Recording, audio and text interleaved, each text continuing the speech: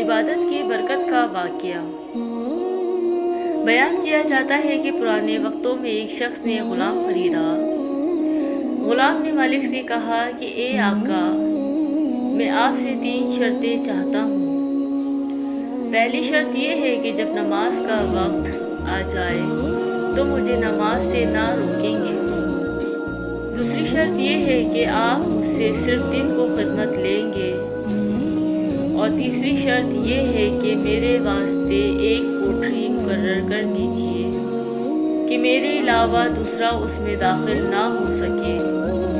آقا نے کافی سوچ وچار کے بعد غلام کی یہ سب شرطیں منظور کر لیں۔ اس غلام نے مکان کی کوٹھریوں کا چکر لگایا اور ایک ویران کوٹھری کو پسند کیا۔ آقا نے کہا کہ تم نے یہ ویران کوٹھری ہی کیوں پسند کی ہے؟ اس نے کہا، اے میرے سردار، کیا آپ کو یہ نہیں معلوم کہ ویران جگہ اللہ تعالیٰ کے ذکر سے آباد ہو جاتی ہے؟ چنانچہ وہ غلام رات کو اس کوٹھری میں رہنے لگا۔ اتفاقاً اس کے آقا نے ایک رات ایک مجلس منعقد کی، پر جب آدھی رات ہوئی اور اس کے دوست احباب چلے گئے تو مالک اٹھا اور گھر کا چکر لگانے لگا۔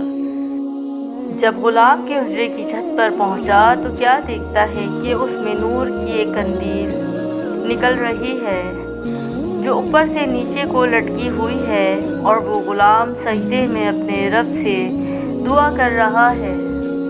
اور جب سردار نے کان لگا کر سننا چاہا تو وہ کہہ رہا تھا کہ اے میرے رب، تو نے دن میں مالک کی خدمت میرے ذمے واجب کر دی ہے۔ اگر میرے ذمے یہ خدمت نہ ہوتی تو رات دن صرف تیری ہی خدمت میں مشغول رہتا۔ مالک طلوع صبح تک اس منظر کا نظارہ کرتا رہا۔ اس کے بعد وہ قندیل آسمان پر چلی گئی اور چھت بند ہو گئی۔ مالک نے اپنی بیوی سے یہ واقعہ بیان کیا۔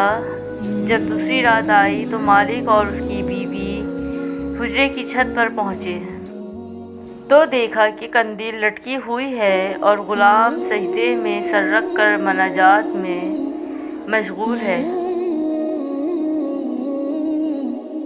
اگلے دن میاں بیوی نے غلام کو بلایا اور اس سے کہا کہ تو اللہ کے واسطے آزاد ہے، تاکہ تو اس ذات پاک کی عبادت کے واسطے فارغ رہے جس سے تو معذرت کرتا تھا۔ اور ان دونوں نے غلام کو اس کی ان کراماتوں سے باخبر کیا جو انہوں نے گزشتہ رات میں دیکھی تھیں۔ غلام نے یہ سن کر دونوں ہاتھ اٹھائے اور کہا کہ اے میرے معبود، میں نے تجھ سے دعا کی تھی کہ میرا راز کسی پر نہ کھولے اور حال ظاہر نہ کیجیے۔ اب جب کہ آپ نے اس کو فاش کر دیا ہے تو میری روح قبض کر کے اپنے پاس بلا لیجیے۔ چنانچہ وہ مردہ ہو کر گر پڑا اور اس کی روح آسمانوں کی طرف پرواز کر گئی۔